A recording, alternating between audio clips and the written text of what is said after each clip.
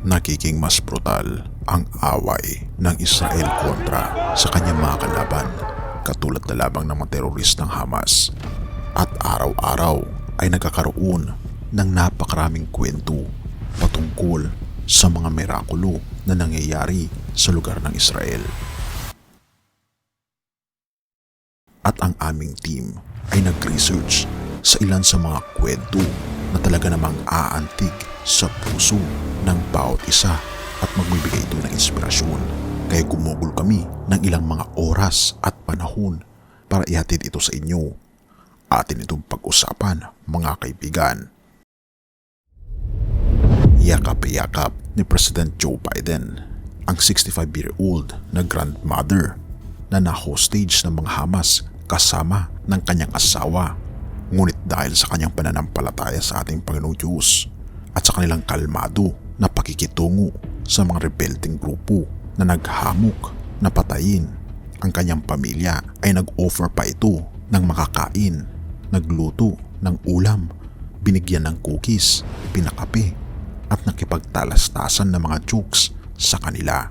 Ano nga ba ang nangyari sa babaeng ito kasama ng kanyang asawa na sila ay na-hostage ng 20 hours bago dumating ang isang napakalaking mirakulo sa pangyayaring ito? Halika, panuorin mo hanggang sa huli upang masilayan mo ang kamangha-mangha na mirakulo ng ating Panginoong Diyos sa pamilyang ito.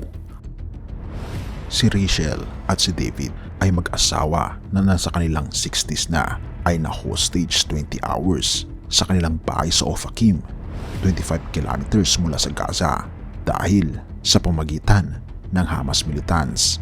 Ito ay pagkatapos ng deadly incursion sa at least 900 people na namatay at 2,600 ang mga nasugatan ng mga Israeli na sibilyan. Ito ay ayon din sa Israeli officials, at binisita ang mag-asawang ito sa kanilang tahanan. Dinescribe ng kanilang anak kung paano na hostage ang kanyang mga magulang.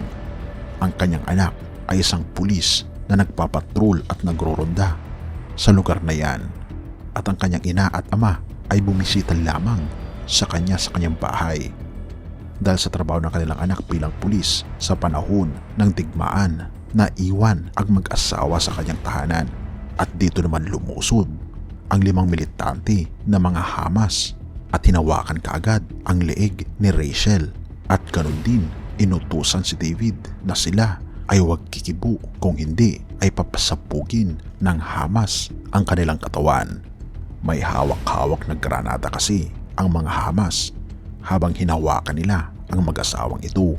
Ngunit instead na magpanik si Rachel at ang kanyang asawa, sila ay nag-smile lamang. Sa simpleng mga ngiti nila, nakuha nila ang loob ng mga Hamas, na kung saan napagtanto ni Rachel na mainit ang dugo ng mga taong ito kapag sila ay gutom. Kaya naman nag-offer si Rachel ng cookies at ng tea sa mga Hamas. Habang sila ay kumakain, ay binibigyan nila ng mas maraming oras ang kanilang anak upang siya ay makauwi at makita ang kanilang sitwasyon at makahingi ng tulong. At habang nangyayari ang mga bagay na ito, nagluto pa si Rachel ng manok upang idagdag na ipakain sa mga Hamas. At dahil nakuha ni Rachel ang loob ng mga Hamas, dito'y naging kalmado rin ang kanyang asawa na si David, na kung saan nag-joke pa ito na sinabi niyang, tuturuan ko kayo ng Hebrew habang kayo naman ay turuan niyo ako ng Arabic dahil hindi ako marunong nito.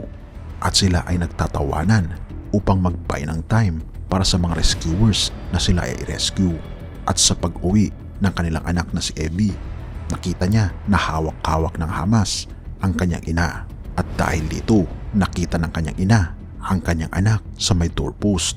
Kaya naman sinenyasan niya ito ng kanyang mga 5 daliri, na ibig sabihin may 5 militante na mga Hamas sa kanilang bahay. Kaya naman ang ginawa ni Abby na kanilang anak na pulis ay humingi ng tulong mula sa kanyang mga kasama ng mga SWAT upang i-rescue ang kanilang mga magulang. Umabot ng 20 hours ang pagkaka-hostage sa mag-asawang Rachel at David sa tahanan ng kanyang anak na si Evie. At pagkatapos nito biglang nilusob ng SWAT ang bahay at instead na patayin ng mga Hamas ang mag-asawa, sila ay dali-dali na tumakbo at nagtago hanggang sila ay namatay sa kanilang mga pinagtaguan. Isa itong malaking himala mula kay Rachel at David at maging sa anak nilang si Evie, dahil binabanggit pa nila na wala nang ligtas na lugar sa mundo ngayon, dahil inaasahan ng mag-asawa na sila ay magiging ligtas habang sila ay nasa tahanan ng kanyang anak na pulis. Ngunit kahit na pulis ang kanyang anak, ay walang pinili ang mga Hamas na pasukin ito at sila ay muntik ng mapahamak. Ngunit sa kanilang pananampalataya sa ating Panginoong Diyos at sa kanilang kampante na pakikitungo sa kanilang kalaban, sa pagtitreat sa kanilang mga kaaway ng kabutihan, sila ay naligtas. Ang mga anghel ng ating Panginoong Diyos ang nagpalibot sa tahanan ni Rachel at ni David upang ipahiwatig ang proteksyon ng ating Panginoong Diyos sa kanilang pamilya. Tunay nga mga kaibigan na araw-araw ay nadadagdagan ang mga kwentong mirakulo sa lugar ng Israel. Ngunit isa dito na nagbigay sa akin ng matinding inspirasyon ay ang kwentong ito, na tayo manampalataya sa ating Panginoong Diyos ng buong puso at habang tayo ay naaway, kinakalaban, pinipersecute ng ating mga kalaban, maging kampante tayo at itreat natin ang ating mga kaaway ng may pagmamahal. Mateo 5 verse 43 to 48. Narinig ninyong sinabi, ibigin mo ang iyong kapwa at kapuotan mo ang iyong kaaway. Ngunit sinasabi ko sa inyo, ibigin ninyo ang inyong mga kaaway. Pagpalain ninyo ang mga napupuot sa inyo. Gawan ninyo ng mabuti ang mga nagagalit sa inyo. Ipanalangin ninyo ang mga umaalipusta sa inyo at ang mga umuusig sa inyo.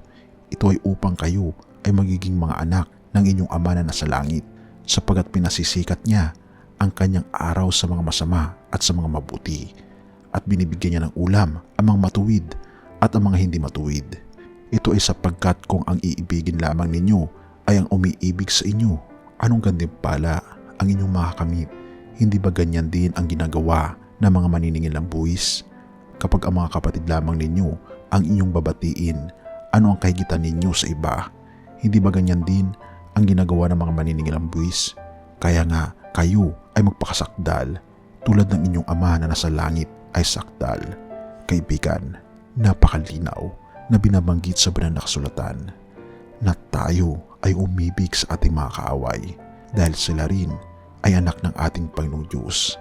Ipakita natin ang ating pagmamahal sa kanila sapagkat hindi pa nila nararanasan ang pag-ibig na ito, sapagkat sa maitim na puso magliliwanag ang kapangyarihan ng ating Panginoong Diyos sa pamamagitan mo.